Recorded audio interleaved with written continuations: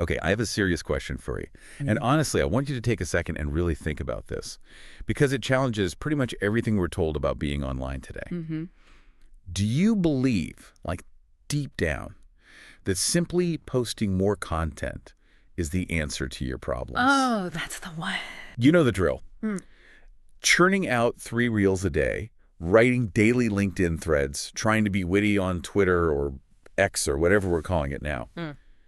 Do you think that sheer volume automatically translates to growing your business or your project? It is the million-dollar question, isn't it? Because if you look at the standard advice, the whole hustle culture playbook that's been shouted at us for the last decade, the answer is a screaming, resounding yes. Yeah. We hear it everywhere. Consistency is king. Show up daily. You have to feed the algorithm. Exactly. It's ingrained in us. I feel it too. If you aren't growing, the default assumption is, well, you just aren't posting enough. You need to hustle harder. But today, we are diving into some really fascinating material from the Creators Lab that suggests this advice isn't just slightly off. It might actually be a trap. And a dangerous one at that. A trap is a very strong word, but, based on the data we have in front of us, it fits.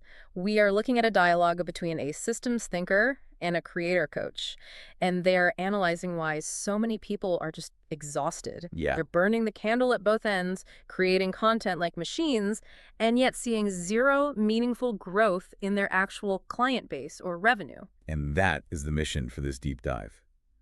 We want to unpack why more content so often leads to a dead end. We need to distinguish between what the source calls activity versus actual progress. Such a key distinction. And most importantly, we're going to figure out what infrastructure is missing. Because apparently there is a way to turn viewers into value without losing your mind. And that distinction is vital. I mean, we aren't just talking about posting less so you can take a nap. We are looking at insights derived from marketing data and creator burnout rates that suggest we need to fundamentally rethink the relationship between the content that we make and the business we're trying to build. Okay, so let's jump right into the deep end. The source material starts with a pretty shocking disconnect between traffic and revenue. It frames the problem perfectly. It does. They reference a data point from HubSpot that really sets the stage for this entire conversation. The data shows that over 70% of marketers say their content is driving traffic. Which sounds like a win, right? I mean, you want eyeballs. You want the graph going up and to the right. You do. But here is the kicker. Less than 30% of those same marketers say that content is actually driving revenue. Whoa. Okay, hang on. Let's actually sit with that for a second. That is a massive gap. Huge. 70% see traffic, some people are watching, clicking, scrolling, but less than 30% see money in the bank from it. That suggests a massive inefficiency in the system. Precisely. It highlights a critical error in how many creators and even big companies approach their strategy. It suggests that for the vast majority, content is working for views, but it is failing completely at conversion. So the content is doing its job of getting attention. But the business isn't doing its job of capturing it. This feels like the classic vanity metric trap, doesn't it? You get that dopamine hit of 1,000 likes, or maybe a video takes off and gets 50K views, and you feel successful. You feel like you did it. Right. But the source makes a really interesting distinction here, the difference between activity and progress. That is the core concept. You can be incredibly active. I mean, you can be running full speed, but if you are on a treadmill, you aren't actually, geographically going anywhere. You're sweating, you're tired, you're working hard, but your location hasn't changed. The source argues that having high view counts without a back-end system to capture that interest is just vanity. It's noise. It's like throwing a huge party, packing the house, paying for the DJ, buying all the snacks, but forgetting to charge admission or sell any drinks. Perfect analogy. Everyone had a great time, they ate your food, then they left. You just lost money on the venue. That is a perfect analogy. The discussion in the source material emphasizes that views aren't the problem. The views are there. The missing piece is what happens after the view. But let me play devil's advocate for a second. Isn't there value in just being seen? Brand awareness, top of mind, just getting your face out there. There is, absolutely. Awareness is the first step. But awareness doesn't pay the mortgage. And the source argues that for solopreneurs or smaller creators, you just don't have the luxury of Coca-Cola-style branding where you just exist everywhere until someone subconsciously buys a soda 3 months later. You need a mechanism to survive. Right. And this leads us to something the source calls the hard truth. Love when they get blunt like this. They state, algorithms don't build businesses, they rent attention. This is such a crucial mental shift. We tend to think of our Instagram or TikTok profiles as our property. We say, this is my page, my followers, my community. But the reality is, platforms like Instagram, TikTok, and YouTube are discovery engines. They are not ownership engines. Discovery engines, meaning their only job is to put new things in front of people, not to help you keep those people. Correct. Their business model is to keep users on their app, selling ads to them, not to send them to your business. When you rely solely on the algorithm, you are renting access to your audience. The landlord, the platform, can raise the rent, change the locks, or just evict you at any moment. Or, more commonly, simply change the algorithm so your rented audience never sees you again. We've all seen this, right? Oh, yeah. Reach drops by 50% overnight because they tweak the code to favor shorter videos or longer videos or photos or whatever the flavor of the month is. Exactly. And the source mentions a specific risk here that I think every creator fears deep down. You can have a viral success, let's say 1 million views on a video, but still have zero leverage. Zero leverage. How is that possible with 1 million views? That sounds insane. It happens all the time. Because if you don't capture that audience, if you don't move them from the rented land to your own house, you have to start from scratch with the next post. Oh, man. You have to fight for their attention all over again. That is the definition of zero leverage. You are only as good as your last post. That is terrifying. Yeah. It means you're on a hamster wheel that just speeds up the longer you're on it. You can never stop running. Yeah. So if you're listening to this, the question is, are you building an asset or are you just feeding a platform? Because if you're just feeding the platform, you are essentially an unpaid employee of that social media company. And being an unpaid employee with high demands is a recipe for disaster. Which brings us to the human cost of this approach. The source spends a good amount of time on burnout, and it's not just, I'm tired, it's systemic. Yeah, let's talk about the burnout statistics. The source references a report from Linktree that I found staggering. It says over 55% of creators experience burnout within their first 2 years. Over half. In just 2 years. I mean, that is an incredibly high attrition rate for any industry. If half of all accountants quit within 2 years due to stress, we'd be investigating the accounting industry. We'd say the model is broken. True. And we usually assume they burn out because it's hard work, right? Like, editing video is tedious, coming up with ideas is draining, but the source argues it's deeper than just fatigue. It's not just the hours. Right. It's not just the workload. Humans can sustain hard work if they see results, if they see compounding returns. If you build a brick wall, every brick you lay stays there. The wall gets higher. You can look at it and say, I built that. But with social media content. It's ephemeral. The burnout comes from the feeling of futility. It's that treadmill again. The source explains that creators burn out because they are producing without building equity. They are feeding a beast that never gets full. Right. You post a video, it gets views, and then 24 hours later, it's gone. It's buried in the feed. Feed me, Seymour. Yes. And if you don't feed it, your stats drop. That psychological pressure to maintain consistency without seeing a permanent asset being built is what destroys people. As the source says, consistency matters, but context matters more. Context matters more. That's a powerful phrase. So we need to change the context of why we are creating. The source material offers a paradigm shift here. They say we need to stop looking at content as the product itself. This is the turning point of the deep dive. Most creators think, my content is what I do. It's the value I provide. I am a YouTuber. I am a blogger. But the source argues, content is not the product. Content is the top of the funnel. Okay, so if the content is just the top of the funnel, what is its actual job description? If it's not the thing, what is it? Its job is not to convert. You shouldn't try to sell high-ticket consulting or complex products directly in a 60-second clip. The job of content is to invite. To invite. I like that. It takes the pressure off. You're not trying to close a deal. You're just extending an invitation. But an invitation to where? Because usually the call to action is just follow for more. And follow for more keeps them in the rented house. That's just moving them from one room in the landlord's house to another. The destination must be something you own. The source lists specific examples. An email list, a downloadable resource, a guided experience. A bridge. Exactly. You need a bridge between the chaos of social media and the quiet of a relationship you control. The source puts it quite dramatically.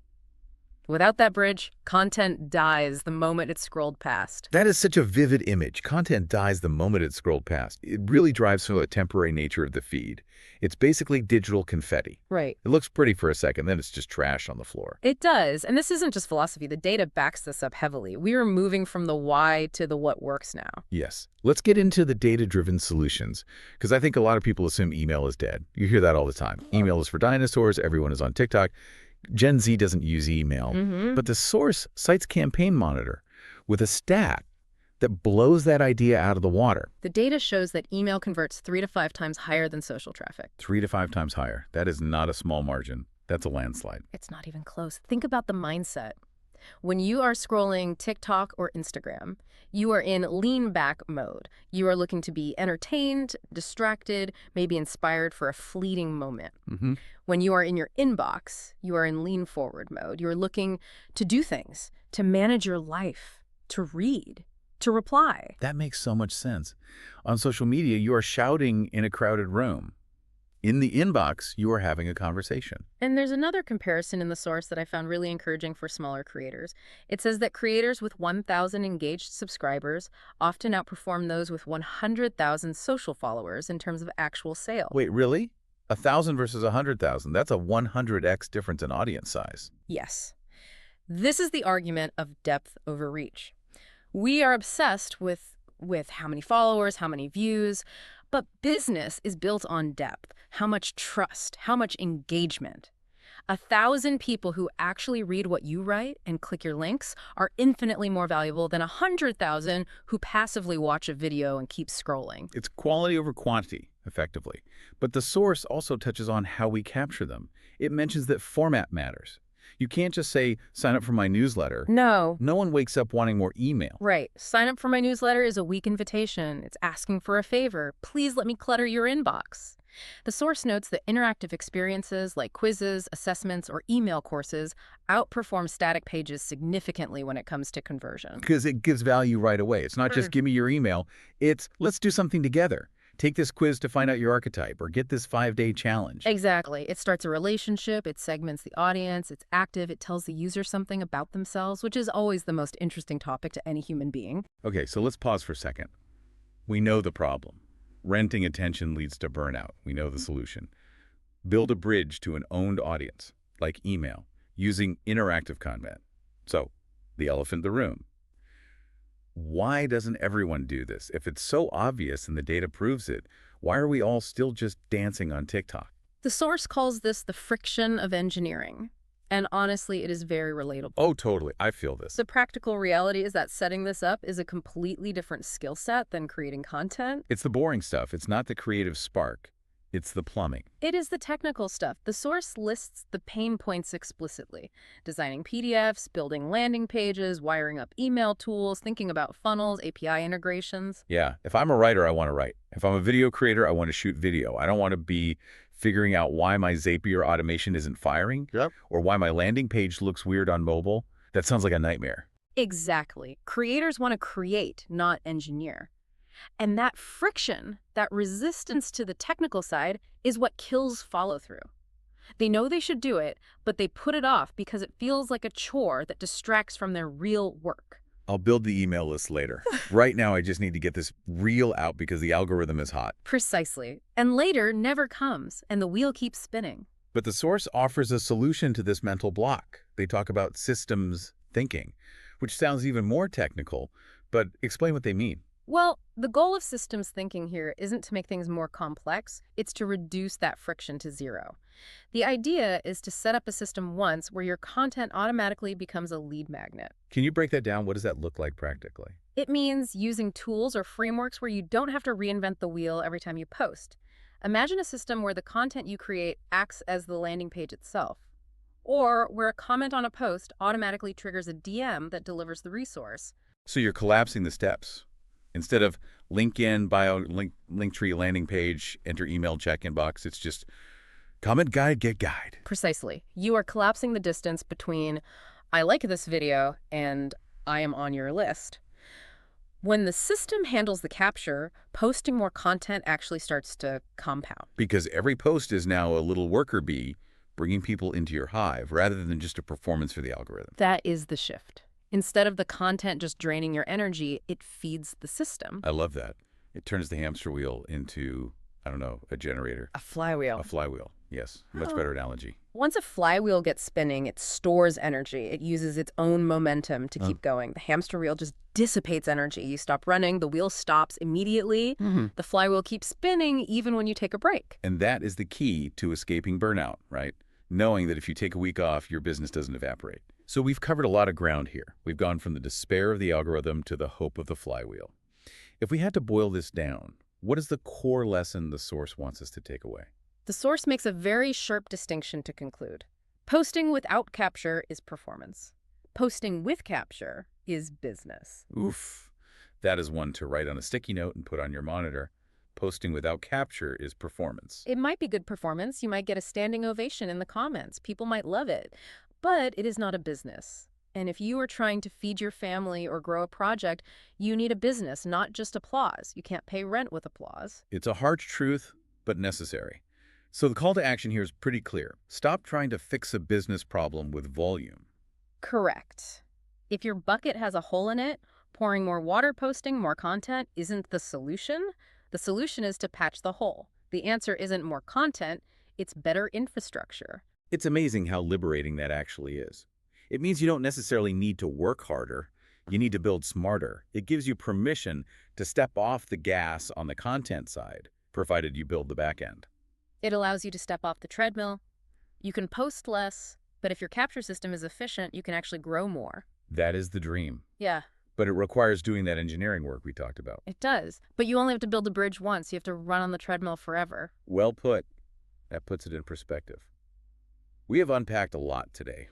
We moved from the myth that more posts equals more growth to the harsh reality of renting your audience from platforms that don't care about you. And we looked at the data proving that owned assets like email are vastly more powerful than social reach. And finally, we realized that the barrier is often just the friction of setting up the tech, but overcoming that is the difference between a hobby and a business. It really is. It's the difference between an amateur and a professional.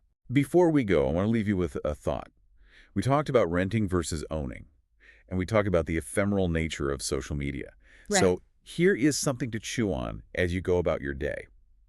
Imagine for a second that tomorrow, the platforms you use, Instagram, LinkedIn, YouTube, imagine they just disappeared. The servers get wiped, gone. Or maybe you just get hacked and locked out. Complete blackout. It happens more often than people think. Would you still have a business? Would you have a way to reach your customers, your fans, your people? Or would you just have memories of being watched? That is the ultimate stress test. If the answer scares you, it's time to start building that bridge. Absolutely. Think about it. Thanks for diving in with us today. See you next time.